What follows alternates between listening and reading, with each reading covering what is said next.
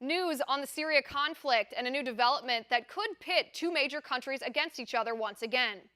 Israel launched successful strikes on the T4 base in Syria, which houses Iranian drones and was the launch site for an Iranian drone Israel shot down in February.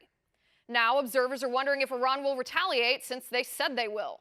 So will the recent skirmishes between Israel and Iran escalate the conflict to a point where there's no turning back? With me now to break this down, former senior intelligence officer with the IDF, Dr. Mordechai Kedar. Doctor, thanks for being here. My pleasure. All right, Doctor, talk to me about this. This comes on the 70-year anniversary of Israeli independence. I'm sure the Iranians timed their show of quote-unquote military strength on purpose. They said that they are going to retaliate for Israel targeting some of their air power in Syria. What do you expect to happen?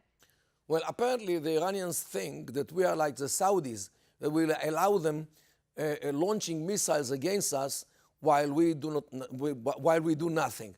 Well, we have some news for the Iranians. If they think that they can take Syria and use it as a launching pad against Israel, Israel will definitely act against them decisively and with all the power which we have. And we do have.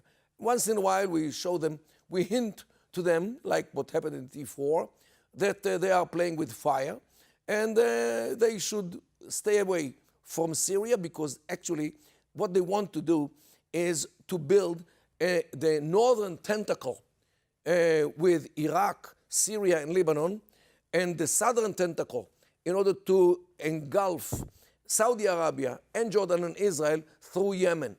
And this is actually what they want, to occupy and to take over the eastern part of the Middle East and to re-establish the Shi'i caliphate after the Shia were expelled from Mecca in Saudi Arabia in the 7th century. Now Israel and Saudi Arabia are gathering together in order to stand in front of the Iranians and to push them back to their country after they already occupied Iraq, Syria, and Lebanon in the north and Yemen in the south. And this is actually the framework of what happens today, and what Israel tries to convince them that they should stay in Iran rather than taking the Middle East over. So what is the line, in your opinion? What is the line that would cause Israel to launch a preemptive strike against Iran, since Iran is geographically positioning themselves to launch an attack on Israel, since they say incendiary things all of the time towards Israel? They say they want to wipe Israel off the face of the earth. They say they will retaliate. They say they will buy or make any weapon necessary to obliterate invading powers, which is something that they routinely call Israelis. What is this line that Israel will tolerate their behavior up until they reach this point, and then they will strike? Well, as I'm an academician, I'm not in the Israeli government, and I don't really know what people are planning there, and good so. You were a senior intelligence officer. You have an idea what the line would be. But what I can show you what happened in the past so you can draw the conclusions. We took care of two facilities. One was in 1981 when we got rid of the Iraqi nuclear reactor in Osirak near Baghdad. And the second one was 7 years ago, or 10 years ago, in Syria, when we got rid of the Syrian nuclear facility, which the Syrians built with the help of the North Koreans and the Iranians in Syria. So this actually is the red line, which Israel drew already in 1981 and 10 years ago. Whenever we feel that our enemies are building something which we cannot tolerate, we act. And this is how a state which wants to keep its existence should act. So what does this mean, though? I mean, do you expect the Israelis to strike soon? Is this something that you see? You said this is the line. We've seen this before. This is when they strike. I mean, are they going to strike? Look, this is a question like the next earthquake. You can never know when it will happen. But it will happen if things continue to be as they are. And if the world, means United States of America, Russia, Europe, fail to convince the Iranians to restrict their activities to Iran, we will not allow anything which will put Israel in a danger, because 75 years ago, we Jews were gassed to death in Europe.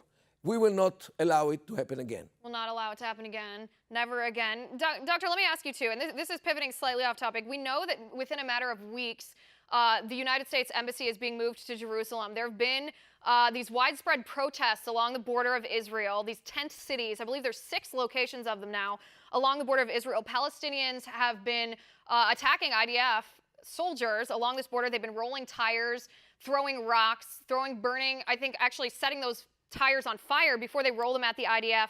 Soldiers here all over, they say this is all due to the embassy being moved to Jerusalem. What do you make of that situation?